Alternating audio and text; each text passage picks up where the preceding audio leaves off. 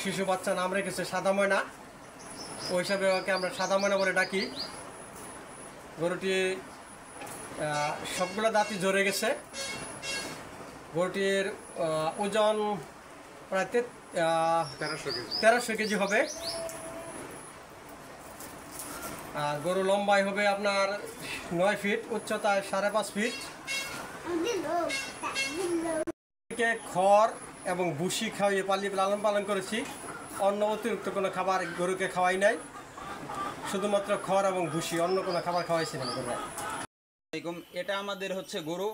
এটা আমাদের বাবা আমাদেরকে যেভাবে লালন পালন করতেছে, প্রতিদিন আমাদেরকে যেভাবে লালন পালন করে সেভাবে এটাকেও লালন পালন করছে।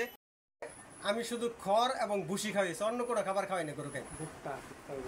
এই গরুটা গত বছর বিক্রি করতে চাইছিল, বিক্রি করতে পারে নাই কোনো কারণবশত।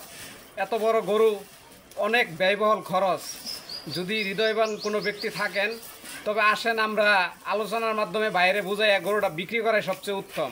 এই গরুর পাশে প্রতি মাসে প্রায় 3000 টাকার মতো, 20,000 টাকার মতন প্রায় খরচ। ভাইয়ের জন্য এটা অসম্ভব হয়ে দাঁড়াইছে। দয়া করে আপনারা যেই পারেন এটা একটু বিক্রি করার চেষ্টা করে দিবেন। আমার কাছে, সকলের কাছে এটাই বিনীত অনুরোধ। আমি গরুটির দাম 15 লক্ষ টাকা চাচ্ছি।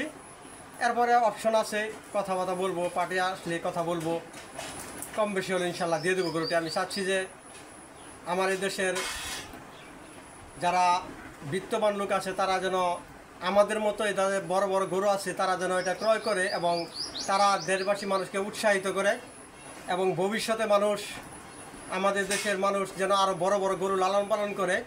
এতে দেশের উন্নতি হবে, জাতির উন্নতি হবে আমি মনে করি।